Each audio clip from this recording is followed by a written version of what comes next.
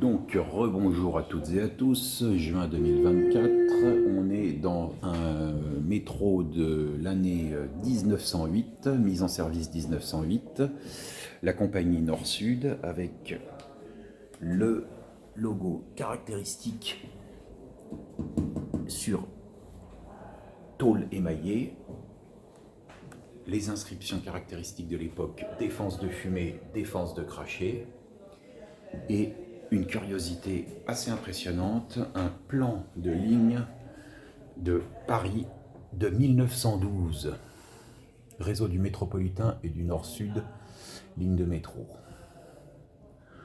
Voilà donc les lignes construites et les lignes en cours de construction. Saint-Lazare, donc Trinité, Notre-Dame-de-Lorette, Saint-Georges en construction. Voilà, et les lignes construites, donc 4 septembre, Sébastopol, République.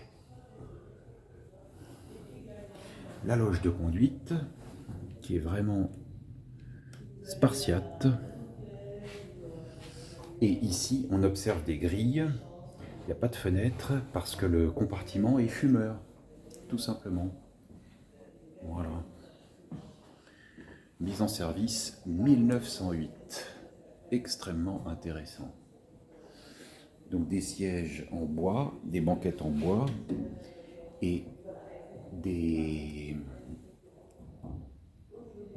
filets à bagages. C'est pour les chapeaux haute forme des messieurs de l'époque.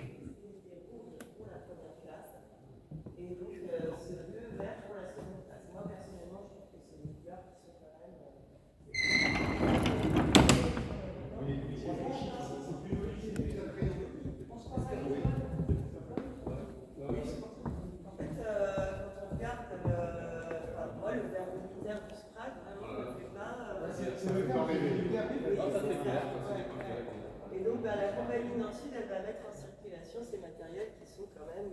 Voilà, donc je vous invite à monter à l'intérieur, comme ça vous verrez un petit peu les différences qui sont à l'intérieur.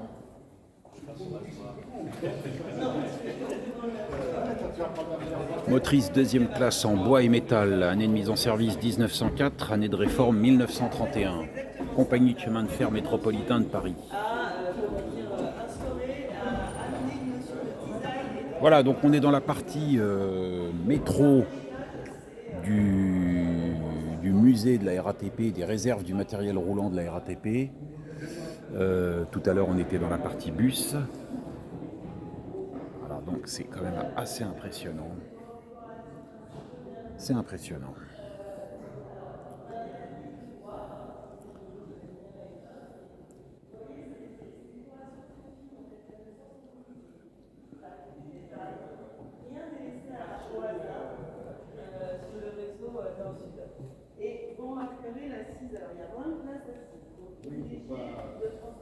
Les frotteurs, les patins qui permettent le contact avec l'alimentation électrique. Le troisième rail sur la voie.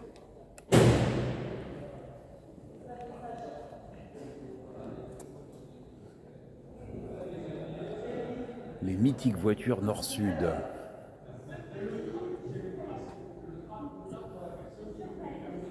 Un modèle d'esthétisme. Les voyageurs découvrent des rames équivalentes techniquement au Sprague Thompson de la CMP, mais avec un aménagement intérieur et extérieur singulier et raffiné.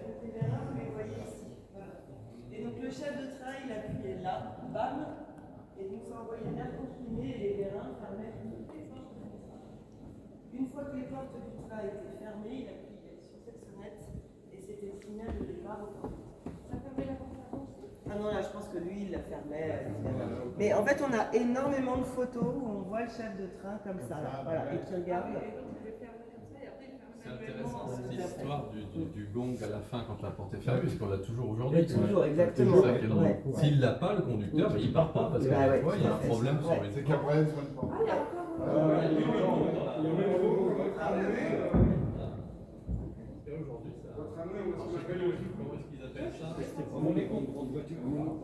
Mais on l'a déjà En fait, non, c'est exactement la même longueur. Ah bon? On a la même beaucoup plus large. Oui, mais non, c'est le même gabarit. Franchement, c'est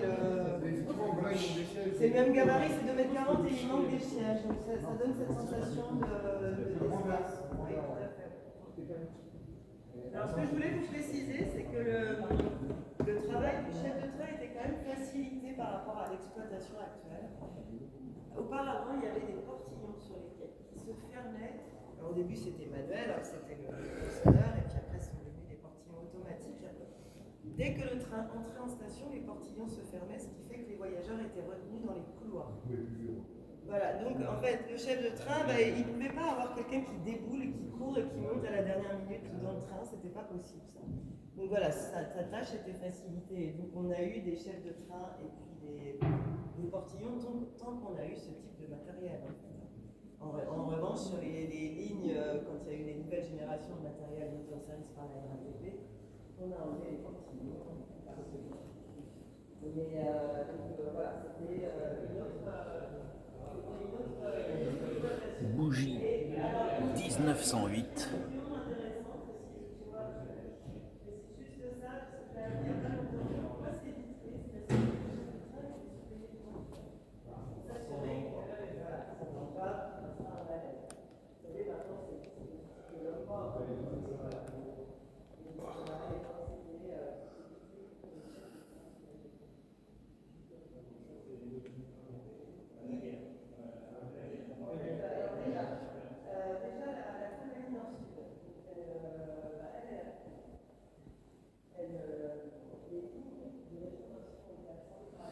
Remorque première classe en métal.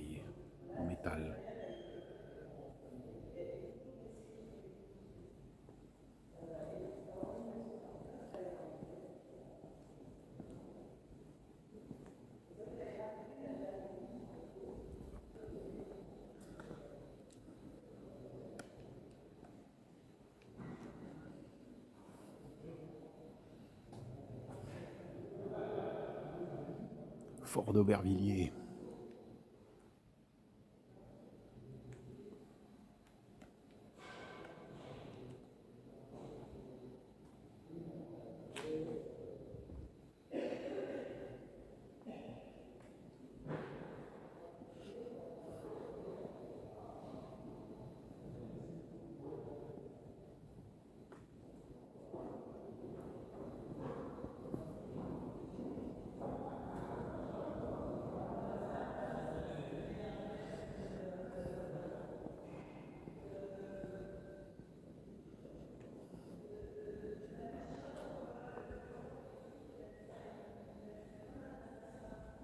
La révolution du pneu.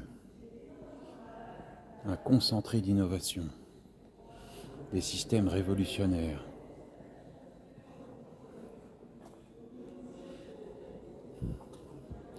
L'idée de faire circuler des rames de métro montées sur pneumatiques pour obtenir de meilleures performances commerciales date des années 1930.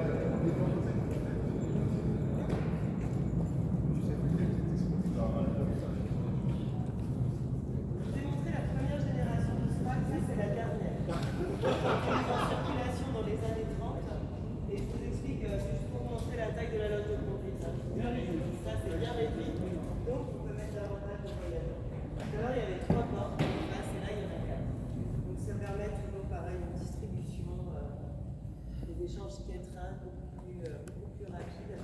Et donc, c'est ces dernières générations qui ont roulé sur la ligne 9 en 1983. Puis, vous voyez que la couleur a un petit peu changé aussi. On est moins sur un vert. Et en parallèle, la CNP a mis en circulation. C'est exactement la même chose. C'était des trains gris pour la ligne 1. La ligne 1, il faut savoir qu'elle a toujours eu un statut à part parce que c'est la première ligne du réseau, donc elle a toujours bénéficié des innovations en premier. Et donc la CNP décide dans les années 30 de mettre en circulation des trains gris parce qu'elle trouvait que c'était plus agréable comme couleur. Voilà, donc c'était les trains gris et rouges pour la première classe. Au début des années 60, la ligne 1 va être équipée de métro sur pneus. Et donc ces trains gris et rouges vont circuler sur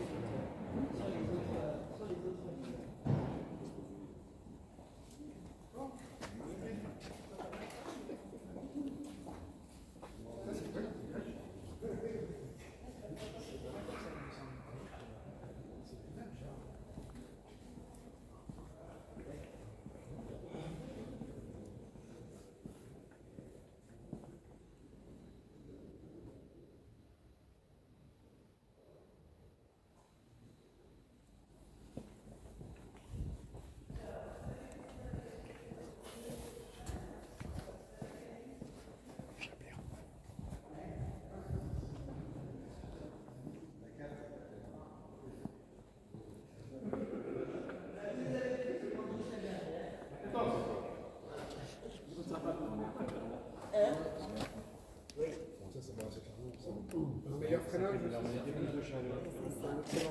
la RATP créée en 1949, et je vous en ai déjà parlé tout à l'heure, hein, dès ses débuts, elle va vouloir améliorer les performances du matériel roulant. C'était les mérites du SPRAG, mais le SPRAG, à sortir de la guerre, c'était quand même un matériel vieillissant.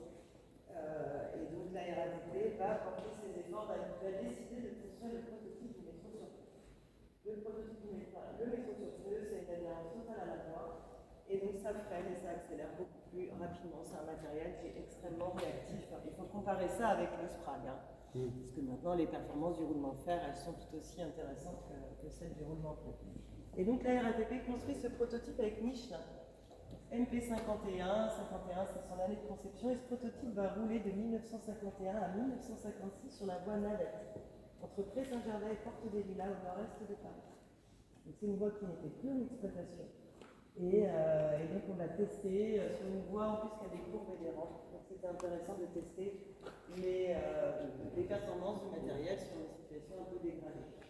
Ça fonctionne très bien. Donc à partir de 1952, les voyageurs vont pouvoir emprunter ce prototype. Donc imaginez la révolution que c'est à l'époque. On passe du SPRAG à ce matériel et des tubes fluorescents à l'intérieur, on va monter dedans.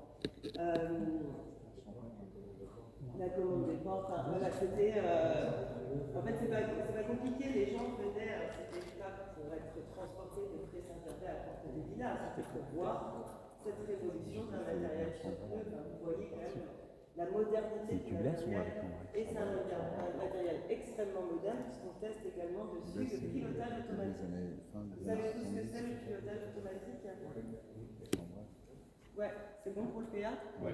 Voilà, donc le PA, il est testé sur le prototype dès 1951, mais il est déployé plutôt dans les années 60-70. Donc en fait, ce matériel roulant, là, il est précurseur, on l'appelle la grande. Parce que c'est un concentré d'innovation. Dedans, il y a toutes les caractéristiques du métro pour les 40 années.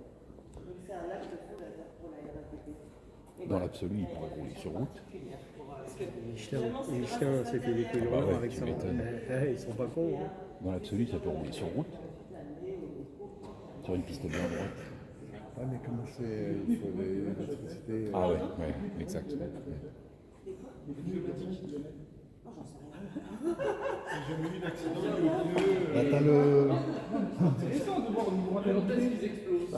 T'as la bande de roulement. T'as la bande de roulement aussi.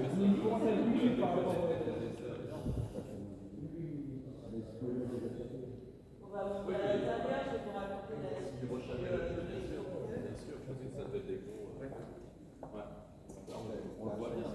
En fait, il y a quand même des roues de fer derrière qui prennent le relais en cas de problème avec le pneu et dans les aiguillages. Vous avez les roues de guidage qui s'appuient, et donc sur les voies pneus, vous avez des barres de guidage de part et d'autre. Et donc le pneu doit être guidé avec le guidage, et du coup les flotteurs sont latéraux sur le pneu, puisque les barres de guidage, elles sont rails de traction également. Et ce qui est en dessous du robinet, c'est pour l'eau, pour purger. Exact. Ouais, comme les camions, pareil. Ouais, tout à fait. Moi, je mettais un petit morceau de fil de fer. Et puis... Moi, je mettais l'antigel dedans. Ouais. Pas que l'hydrogène, c'est le freinage. Je mettais l'antigel. On retrouve ça encore dans le matériel. Moi aussi, comme ça.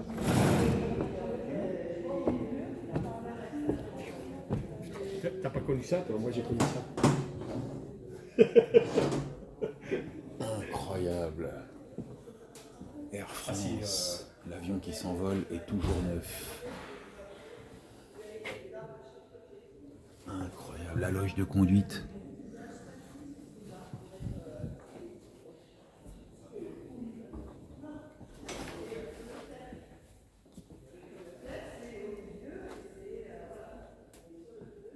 Franchement sympa. Incroyable.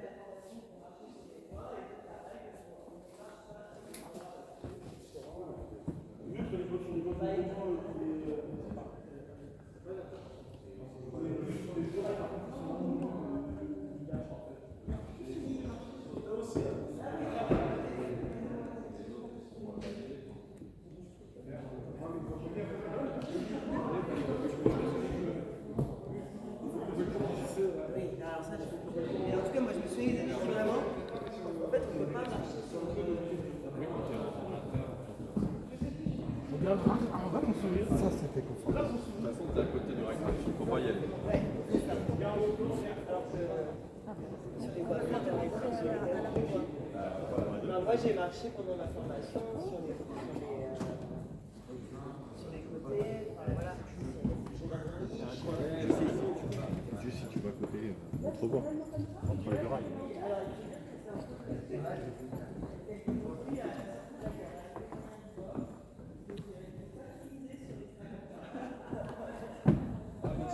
Non, mais en vrai, c'est pas vilain. Hein. C'était bien pensé en fait. C'est extrêmement bien pensé. C'est marrant, ça. Ah, il y avait RATP. Oui, C'est remontable. Hein. un logo incroyable. Un peu raide, ça même au niveau du dos. Mais Ah, c'est dommage qu'ils n'ont pas mis ça. Ouais, ils les ont pas mis dessus, ils les ont pris sur les straponts. Alors non, en fait, ils sont sur le dossier, mais pas sur l'assise, parce que les assises, on les a pas faites. Ça a été très impliqué. Vous n'avez pas trouvé les On n'a pas réussi à... On les a fait faire aux ateliers de championnat, mais on n'a pas réussi à faire le logo. On fait pas d'efforts les ateliers de championnat là? On est en train de parler de vous là. Les assises.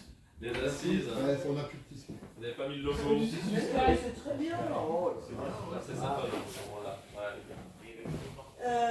Donc voilà, essayez de vous imaginer à la place des voyageurs, là, ils sortent de la guerre et ils connaissent le Sprague et d'un coup ils découvrent ce matériel. Et donc c'était vraiment la sortie hein, parce que les gens pouvaient emprunter ce matériel de 52 à 56. C'était que l'après-midi. Voilà. Et c'était la sortie, les classes venaient et donc les conducteurs, comme il y avait le test du PA, les conducteurs faisaient monter les enfants en cabine et leur faisaient croire qu'ils étaient capables de conduire le métro. Et est-ce que vous avez remarqué qu'il y a un rétroviseur de chaque côté donc, voilà. Alors, pourquoi à votre avis il y a un rétroviseur? Exactement. Ouais. Et donc à l'époque, il n'y avait pas les miroirs de quai puisque c'était le Sprague qui circulait, il y avait les chefs de train. Et donc pour ce prototype, on met des rétroviseurs parce que pour la première fois, c'est le conducteur qui ferme les portes depuis la cabine de conduite. Ils ont supprimé un poste.